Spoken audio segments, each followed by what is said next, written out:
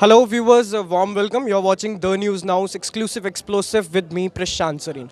A lot more is here, but specifically this moment, is something new and something advanced because the 40s, Mohali had recently added a new achievement to their milestone. Ma'am, what is it? I would like to know it from you. So what we have started doing is something called as a same day surgery. So when you think of a surgery, you always think of a person coming and getting admitted for 2 days, 3 days, 4 days or 7 days and then walking out with the help of a wheelchair home. If you think of a surgery where the patient comes in the morning, walks to the operation theatre in the morning, post surgery, after a few hours, walks back home without needing any support for walking, without needing any antibiotic, and with minimal oral painkillers. That is what robotic surgery is all about. तो ma'am since the lifestyle has changed आपको लगता है कि अब हमें एक क्रांति लानी चाहिए, एक रेवोल्यूशन लाना चाहिए? देखो आज के दिन में सबके लिए छुट्टी लेना, कोई भी सर्जरी के लिए हम प्लानिंग करते हैं, हमें ऑफिस से इतनी छुट्टी लेनी पड़ेगी, घर में किसी हेल्प के लिए बुलाना पड़ेगा, हमें इतना फंड और इतने एंटीबायोटिक और इतने बेड रेस्ट की ज़रूरत है, मेड हायर करना पड़ेगा। इस सर्जरी के माध्यम से आपको इन सब चीज़ों की ज़रूरत नहीं है।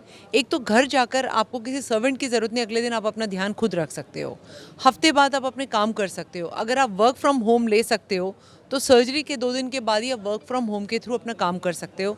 हफ्ते बाद 10 दिन बाद आप वॉक बैक कर सकते हो अपने ऑफिस में। सो दिस इज़, ये सर्जरी इस हिसाब से सबसे कंफर्टेबल सर्जरी है। ओवर द ईयर्स ये चीज़ देखी जा रही है कि फीमेल्स के अंदर जो गायने की प्रॉब्लम अब ज़्यादा बढ़ गई है, पहले ऐसा नहीं होता था। Why is it? Why sudden change? See the changes were there but we are picking up more. हम ज़्यादा इन्वेस्टिगेशन कर रहे हैं तो चीज़ें पकड़ में आ रही हैं, नंबर 1। नंबर 2 इस लाइफस्टाइल मॉडिफिकेशन है, डाइट हमारी हेल्दी नहीं रही, एक्सरसाइजेस रहे नहीं हमारे लाइफ में, सो प्लस स्ट्रेस फैक्टर बढ़ चुका है, लेट मैरिजेस हो रही हैं। ये सब चीज़ें भी एक लेडी को उसके प्रॉब्लम्स की तरफ खींच के लेके जा रही है। Late marriage is a issue? Definitely late marriage is an issue. देखो भगवान ने ना सब चीज़ को एक सही टाइम पे बनाया हुआ है। The child should be born, a first child should be born between 28 to 32 years. Problem is that if the lady is getting married after 30 and by the time the couple decides that they want to have a child, they are like the age of the lady crosses 35 and then the egg quality starts going down and then they come up either with an infertility or a miscarriage or a baby who has got a malformation. So that's the reason कि हमें अपने biological clock को भी समझ के job को उसके साथ add on करके साथ में बढ़ना पड़ेगा। Ma'am, recently 40s had added a lot of new things to its treatments. Whether we talk about achievements, बहुत कुछ अचीव भी कर रहे हैं, क्या कुछ है? मैं चाहूँगा एक दो छोटे आप उदाहरण दें क्योंकि समय का भी अभाव है। मैं चाहूँगा कि देखो सबसे पहले तो यही चीज़ आपको बताना था कि हमने 2017 से रोबोटिक सर्जरी कर रहे हैं। गायनी रोबोटिक सर्जरी में now we are number 1 in the country. अगर पूरे इंडिया में highest number of gynae robotic surgery अगर हुई है वो हमारे पास हुई है। Number 2 is the same day surgery. India में हम द ओनली पीपल जो सुबह सर्जरी करके शाम को पेशेंट को घर भेज रहे हैं। थर्ड थिंग इज़ दैट कोई भी ऐसी सर्जरी टेक्निक नहीं है जहां हमें कट की ज़रूरत पड़ रही है। No surgical technique unless and until कोई ऐसी मेजर कॉम्प्लिकेशन है जहां रोबोटिकली पॉसिबल नहीं। मेरे हिसाब से सिर्फ एक बेबी डिलीवर करने के अलावा मेरे पास ऐसी कोई प्रॉब्लम नहीं जिसमें पेशेंट की सर्जरी रोबोटिकली ना हो पाए।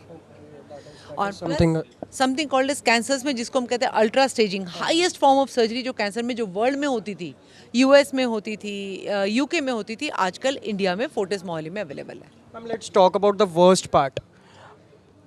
अचीवमेंट रेट क्या है इसका, ये जनता जानना चाहती है। आप मुझसे पूछिए, 550 रोबोटिक सर्जरी कर चुकी हूँ। I am still counting. I still have to see 1 complication. Zero complication. मतलब कोई भी ऐसा पेशेंट नहीं है जो निराश होकर गया हो या कोई complicate? I still have to see it कि कोई कॉम्प्लिकेशन आई हो। I still have to see it. If I'm not wrong, you have an experience of formerly 20 years. I'm like more than 23 years plus practicing gynae and obstetrics. I started as an open surgeon.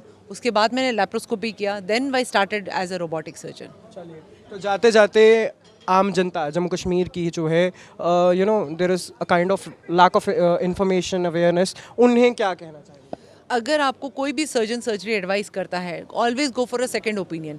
Fortis Mohali दूर नहीं है और आजकल video and virtual consultation के साथ आप हमसे बात कर सकते हो, हमसे ओपिनियन ले सकते हो और उसके बाद अकॉर्डिंगली अगर आपको लगता है सर्जरी फीजिबल है, हम आपको ऑफर कर रहे हैं सेम डे सर्जरी। आप आके सुबह एडमिट होकर शाम तक चल के अपने घर जा सकते हो, आपको हॉस्पिटलाइजेशन की ज़रूरत नहीं और वहाँ रहने की ज़रूरत नहीं है। मैम वन लास्ट क्वेश्चन, आपके हिसाब से एक सम ऑफ कितना एक्सपेंडिचर आ जाता है? अगर आप कंपेयर करें ओपन सर्जरी से robotic surgery, open surgery would be around 1, laparoscopy around 1.7 and robotic is between 2 to 2.5। बहुत ज़्यादा फर्क नहीं है। बिल्कुल भी नहीं है। And plus convenience is there, much convenient, much less pain, no use of antibiotic and faster recovery. So we should go for consultation first. Yes, always whenever you're advised for a surgery, always go for a second opinion. Yes. तो आप सभी ने देखा किस तरीके से doctor Swapna Mishra बहुत ही खूबसूरत, बहुत ही टैलेंटेड और बहुत सारे एक्सपीरियंस के साथ यहाँ पर बैठी हैं और बहुत अच्छी बातें उन्होंने बताई आपको किस तरीके से क्या कुछ होना चाहिए और एक नई क्रांति के रूप में आप इसे देख सकते हैं। मैम जाते जाते आपको बोलना पड़ेगा, देखते रहिए न्यूज़ नाउ प्रशांत सरीन के साथ। देखते रहो न्यूज़ नाउ प्रशांत सरीन के साथ।